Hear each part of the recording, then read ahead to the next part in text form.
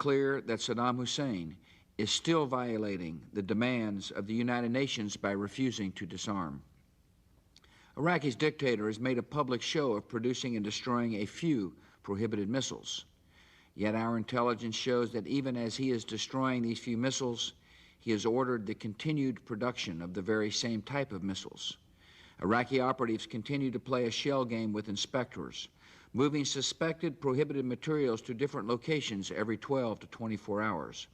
And Iraqi weapons scientists continue to be threatened with harm should they cooperate in interviews with UN inspectors. These are not the actions of a regime that is disarming. These are the actions of a regime engaged in a willful charade with weapons of mass destruction. He will be disarmed by force, allowing a dangerous dictator to defy the world and build an arsenal for conquest and mass murder is not peace at all. It is pretense. The cause of peace will be advanced only when the terrorists lose a wealthy patron and protector, and when the dictator is fully and finally disarmed. The Iraqi regime's violations of Security Council resolutions are evident. They are dangerous to America and the world, and they continue to this hour. The regime has never accounted for a vast arsenal of deadly biological and chemical weapons. To deception is directed from the highest levels of the Iraqi regime, including Saddam Hussein, his son, Iraq's vice president, and the very official responsible for cooperating with inspectors. The Iraqi regime has acquired and tested the means to deliver weapons of mass destruction, and we have sources that tell us that Saddam Hussein recently authorized Iraqi field commanders to use chemical weapons, the very weapons the dictator tells us he does not have. One of the greatest dangers we face is that weapons of mass destruction might be passed to terrorists who would not hesitate to use those weapons. Saddam Hussein has long-standing direct and continuing ties to terrorist networks. Senior members of Iraqi intelligence and al-Qaeda have met at least 8 times since the early 1990s. Iraq has sent bomb-making and document forgery experts to work with al-Qaeda. Iraq has also provided al-Qaeda with chemical and biological weapons training, and an al-Qaeda operative was sent to Iraq several times in the late 1990s for help in acquiring poisons and gases. We also know that Iraq is harboring a terrorist network headed by a senior al-Qaeda terrorist planner. This network runs a poison and explosives training camp in northeast Iraq, and many of its leaders are known to be in Baghdad. This is the situation as we find it, 12 years after Saddam Hussein agreed to disarm, and more than 90 days after the Security Council passed Resolution 1441 by a unanimous vote. Saddam Hussein was required to make a full declaration of his weapons programs. He has not done so.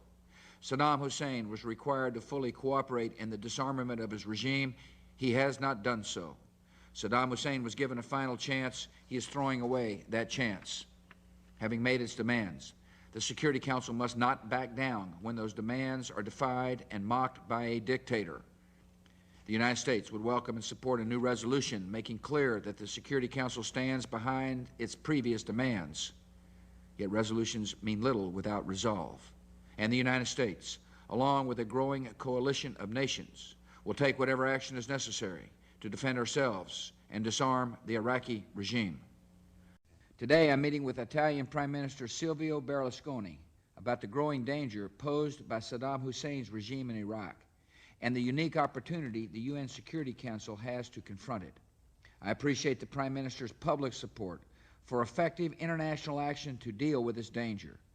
The Italian Prime Minister joins other concerned world leaders who have called on the world to act, among them Prime Minister Blair of Great Britain, Prime Minister Aznar of Spain, President Kwasniewski of Poland. These leaders have reached the same conclusion I have, that Saddam Hussein has made the case against himself. He has broken every pledge he made to the United Nations and the world since his invasion of Kuwait was rolled back in 1991. 16 times the United Nations Security Council has passed resolutions designed to ensure that Iraq does not pose a threat to international peace and security. Saddam Hussein has violated every one of these 16 resolutions, not once but many times. By supporting terrorist groups, repressing its own people, and pursuing weapons of mass destruction, in defiance of a decade of UN resolutions, Saddam Hussein's regime has proven itself a grave and gathering danger. To suggest otherwise is to hope against the evidence. To assume this regime's good faith is to bet the lives of millions and the peace of the world in a reckless gamble. And this is a risk we must not take. Saddam Hussein's defiance has confronted the United Nations with a difficult and defining moment. Are Security Council resolutions to be honored and enforced, or cast aside without consequence? Will the United Nations serve the purposes of its founding, or will it be irrelevant? As the United Nations prepares an effective response to Iraq's defense, I also welcome next week's congressional hearings on the threat Saddam Hussein's brutal regime poses to our country and the entire world. Congress must make it unmistakably clear that when it comes to confronting the growing danger posed by Iraq's efforts to develop or acquire weapons of mass destruction, the status quo is totally unacceptable. The issue is straightforward. We must choose between a world of fear or a world of progress. We must stand up for our security and for the demands of human dignity. By heritage and choice, the United States will make that stand. The world community must do so as well. The kind of threat he now presents to the entire world. He is among history's cruelest dictators, and he is arming himself with the world's most terrible weapons. Saddam Hussein give up all his weapons of mass destruction. Iraq has responded with defiance, delay, and deception. The United States, Great Britain, and Spain continue to work with fellow members of the UN Security Council to confront this common danger. We know from prior weapons inspections that Saddam has failed to account for vast quantities of biological and chemical agents, including mustard agent, botulinum toxin, and sarin, capable of killing millions of people. We know the Iraqi regime finances and sponsors terror, and we know the regime has plans to place innocent people around military installations to act as human shields. There is little reason to hope that Saddam Hussein will disarm. The government of the United States and the coalition we lead, there is no doubt. We will confront a growing danger to protect ourselves, to remove a patron and protector of terror, and to keep the peace of the world. The world has watched as the regime of Saddam Hussein began passing into history. We will always remember the first images of a nation released from decades of tyranny and fear. Yet the statues of the dictator and all the works of his terror regime are falling away. As people throughout Iraq celebrate the arrival of freedom, America celebrates with them. The nightmare of Saddam Hussein's rule in Iraq is ending. Faction is attempting to derail Iraqi democracy and seize power. As we have done before, America is fighting on the side of liberty. Liberty in Iraq and liberty in the Middle East. This objective serves the interests of that region, of the United States, and of all freedom-loving countries. As the greater Middle East increasingly becomes a place where freedom flourishes, the lives of millions in that region will be bettered, and the American people in the entire world will be more secure. We're keeping our word to the Iraqi people by helping them to make their country an example of democracy and prosperity throughout the region. This long-term undertaking is vital to peace in that region and to the security of the United States. Regimes the ability to threaten us with the world's most deadly weapons. For 12 years, the former dictator of Iraq defied the international community. He refused to disarm or account for his illegal weapons and programs. My administration looked at the intelligence information and we saw a threat. Members of Congress looked at the intelligence and they saw a threat. The United Nations Security Council looked at the intelligence and it saw a threat. All of us knew Saddam Hussein's history. He waged aggressive wars against neighboring countries and aspired to dominate the Middle East. He cultivated ties to terrorists. He built weapons of mass destruction. He hid those weapons. Iraq, like Afghanistan, will be free. The establishment of a free Iraq will be a watershed event in the history of the Middle East, helping to advance the spread of liberty throughout that vital region. And as freedom takes hold in the greater Middle East, the people of the region will find new hope, and America will be more secure. Iraq, as they build free and democratic societies in their own lands, because when America gives its word, America must keep its word.